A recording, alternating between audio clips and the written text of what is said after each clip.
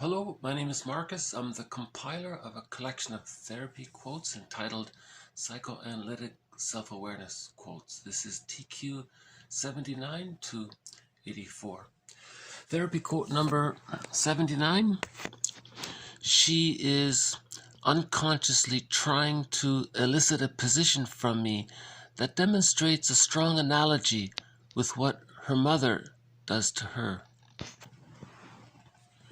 We talked about projective identification in previous videos, and here's an example of it. So here the woman has within her a lot of memories about her interaction with her mother, and she's trying to elicit in the therapist, she's trying to get the therapist to behave like her mother.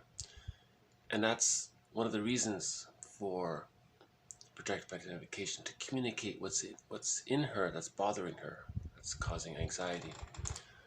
So the therapist might say, oh, you're wanting me to treat you in such a way, maybe. Is that how your mother treated you? I don't know. Just anyway, so there's something in projective identification, there's something in you, a belief, a feeling, a memory, an idea, whatever it is, and it's anxiety, it provokes anxiety. So you, in your fantasy, you imagine that it's outside of you.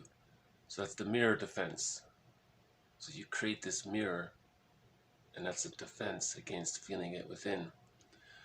Next, projective identification, you just assume that she very much is identified with it, that part belongs to her very much, not just that you see it, but that it's really hers more. And then you try to coax her to behave it, to act it out, in the hopes that that other person will regard it as a message, that that's what's in. That's what the projector doesn't want to feel inside.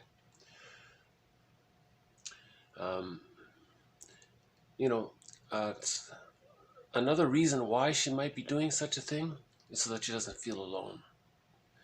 If the therapist can act like the mother, it's familiar for her, and she feels at home, kind of thing. Also, she might be doing it to maybe master the trauma of how she interacted with her mother. So if she can get the therapist to act like the mother, now she can try to master the trauma of her interaction with her mother by trying to, handle the mother. See, so a lot of things are going on with projective identification. All right. So that's one of the reasons for it as well, maybe to not feel alone. If you transfer your parent onto the other person, you feel it's familiar. Right. Okay, let's move on to TQ 80. Not every woman has an Electra complex, but the designation is valid when complications in the mother-daughter relationship impede normal development. So this was brought up yesterday about mythology.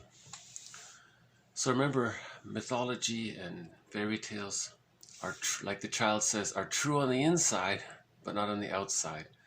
So whenever we're talking about something regarding to myth and fairy tales, these are metaphors, image in personified form, a way of talking about, to symbolize, to try to get some conceptualization of what's going on in the inner world.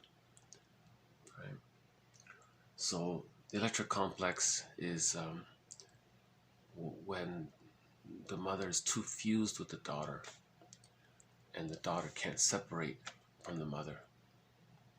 Just like Electra's poor brother, he can't separate from the mother. That's the Oedipus complex.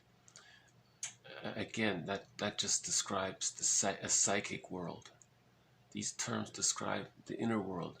So in both the Electra and her brother Oedipus, right?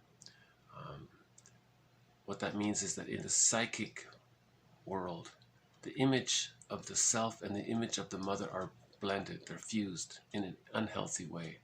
It's called a negative union. And if you're experiencing that, you can say the woman has an Electra complex. So she describes it here as the mother and daughter are fighting all the time. Right? And this author wrote a whole book just on the Electra complex. It's a good book. Yeah. So daughters also have to get the key out from under their mother's pillow. Right? Some of these references, some of the things that I'm saying are linked to things said previously. That's why I keep saying, please maybe follow the series along. Right? It all sort of threads along a little bit. Things build on previous material. Okay, let's move on to TQ 81. Acting out should be understood and interpreted as a particular form of resistance in which the behavior functions as a means of avoiding the direct introduction of certain material. Acting out should be taken to signify the near readiness of the material to enter consciousness. Some theorists speak of acting out within the transference. They are referring to certain transference manifestations as a form of acting out certain wishes and fantasies with the therapist instead of remembering them in relation to parental figures. So we mentioned earlier some of the primitive defense mechanisms. I think people have stopped using that term, primitive defense mechanism. It sort of stuck with me. Immature infantile defense mechanisms. So remember when we're using immature infantile defense mechanisms, that's a symptom of the soul fragmentation. And we're trying to synthesize the different parts of ourselves to reach whole object relations so that we can mourn and find the psychological birth, the psychological independence day, as Bruce Springsteen says, right? So acting out is also one of the primitive, immature infantile defense mechanisms because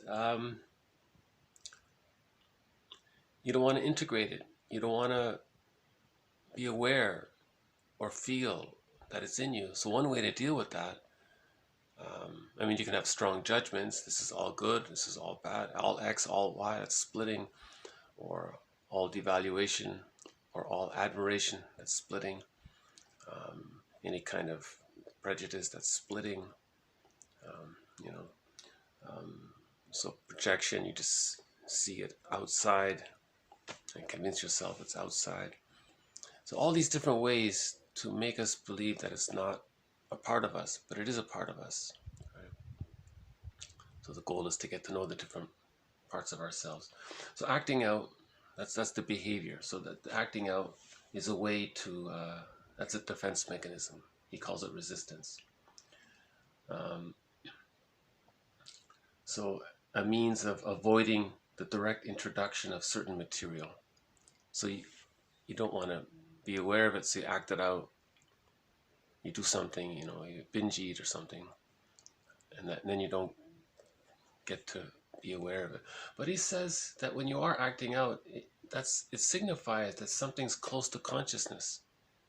So just before acting out, you can think, what's about to enter consciousness? What's trying to enter my awareness, Acting out within the transference, a similar kind of thing. He's talking about the specific case, one-on-one with the therapist, and there's a transference there. And he's acting out means he's trying to behave in a way to see if he can get the therapist to gratify his wishes for special attention or for special recognition, all that kind of thing. Instead of talking about it, instead of talking how he didn't get those things with his parents, he's trying to act it. It's called action language. He's trying to get the behavior. He's trying to elicit the behavior from the therapist. So from the therapist's point of view, that would be counter-transference acting out if he were to indulge and collude with the client's transference. Right? Okay, the next three are sort of on the lighter side. They come from self-help books. These first three are from textbooks, and these are just from from popular self-help books. Quote 82. If we could honestly look at ourselves without judgment, we would see how alike we all are. So I'm including this in the category of the Ubuntu philosophy. So remember in an earlier video, there was a quote from the TV series from the 70s where the woman says that we're all alike. We have different ways of showing how we're coping with our pain, and that's what makes us all alike. So Ubuntu says we find our humanness in our humanity. In our humanity, we're in pain, we're in psychic pain. We came out of the womb too early. Prenatal trauma, birth trauma, developmental trauma, situational trauma, school shock.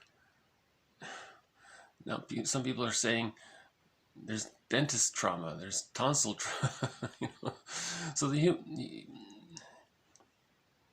so to find our humanness, to feel our pain from all that we've been through, to find our humanness in our humanity. So we all have different, grief wears many masks. So yes, we can express our pain, how we're coping with it slightly differently, but we're all doing the same thing, and that's what makes us all alike, right?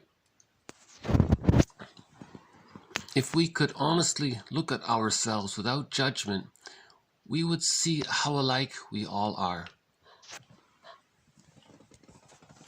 That's a good one. I think that's a good one. Once more.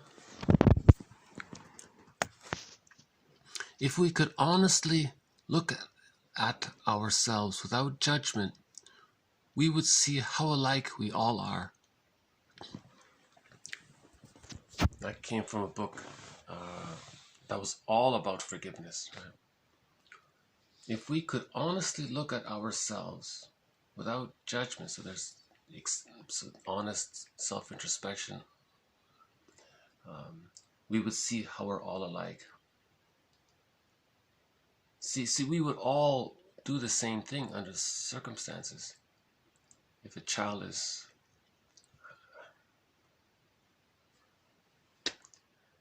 if a child's experienced a certain trauma, he might disassociate. We may all disassociate. A person with a secure attachment maybe didn't have that experience, but had he had that experience, he may have disassociated. So there's that understanding there. Okay, TQ 83. Self-esteem is a byproduct of relating to other people as an adult.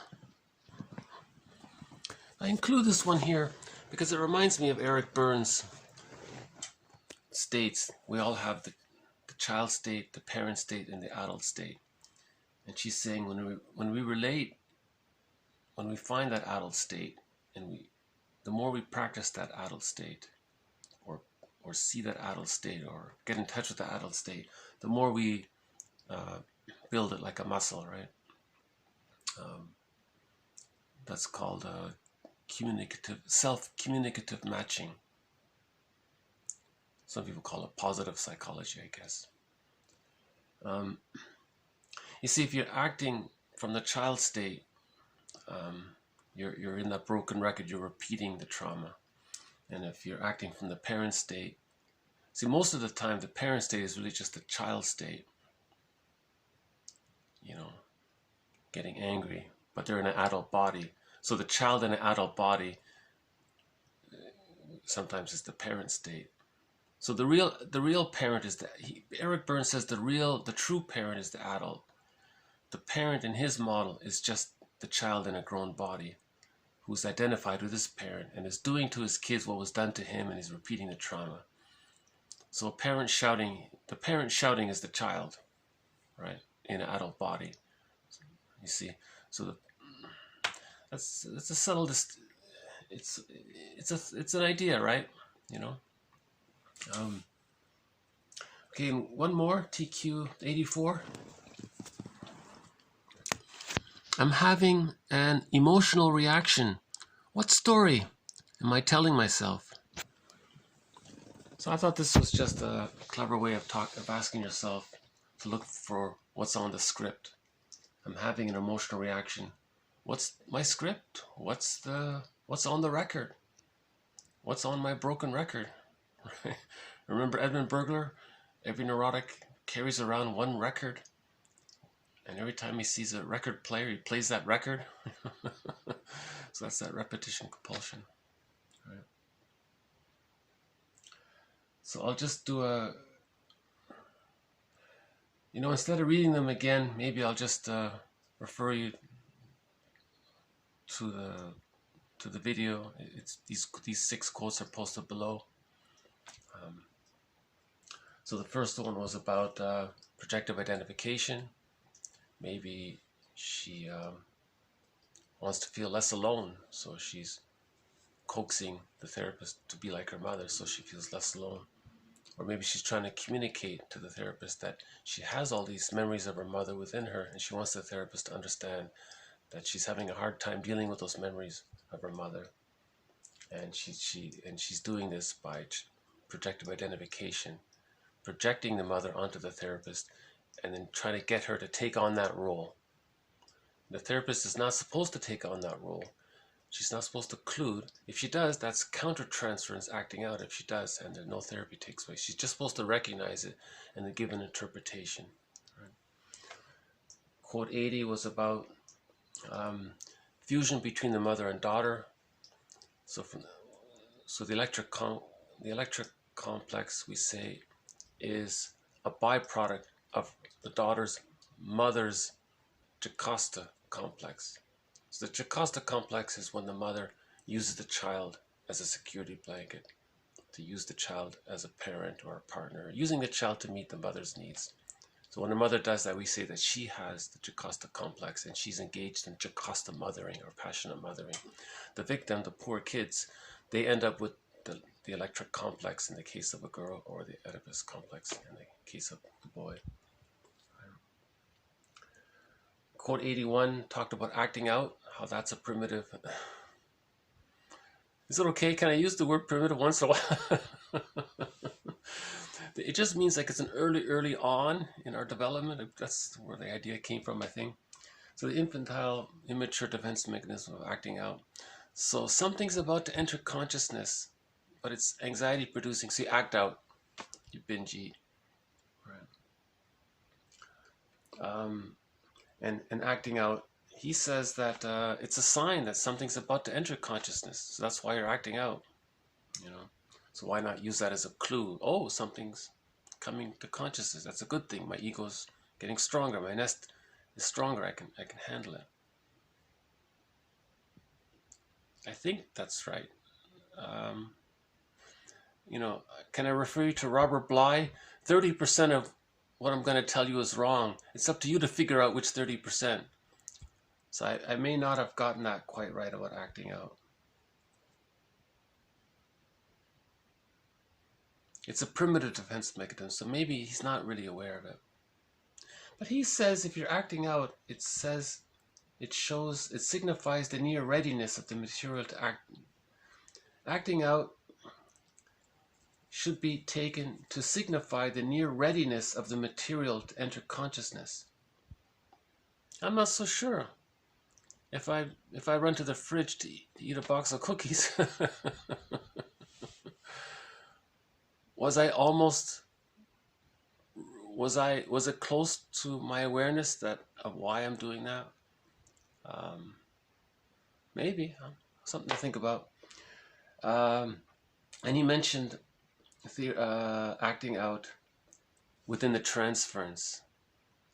So that's similar to the first quote about where the client wants the therapist to behave like the mother. So that's called transference, acting out. TQ 82. If we could honestly look at ourselves without judgment, we would see how alike we all are. That's such a great quote. See, that's a good description of Ubuntu, the ancient African traditional philosophy. It's been around for, 150,000 years? or something like that. That we find our humanness in our humanity. We find that we're human because we're all coping with the human condition. So Mark Twain says, within each of us there's a tragedy, a comedy, and a drama. It's a similar thing. Right. 83 was how when we operate from the adult ego state, that reinforces our self-esteem. Our healthy self-esteem comes from acting as the adult. Think about it. If you're at a cocktail party and you act as an adult, you're going to maybe feel good. But if you're whining, you're the child, or you're criticizing and you're the adult, you may not have a good time. You may realize the party wasn't a good party. I don't know, just for example. And the last one, I'm having an emotional reaction. What story am I telling myself?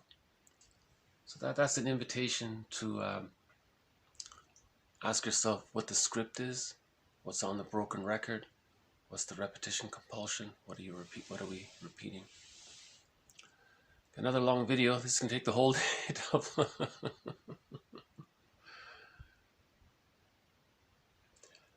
I hope these have been of some value, and we'll be adding more quotes to the collection. So I'll just leave it at that, and the quotes are posted below for your reference. Thank you for listening and participating in this series. This has been TQ 79 to TQ 84. Bye for now.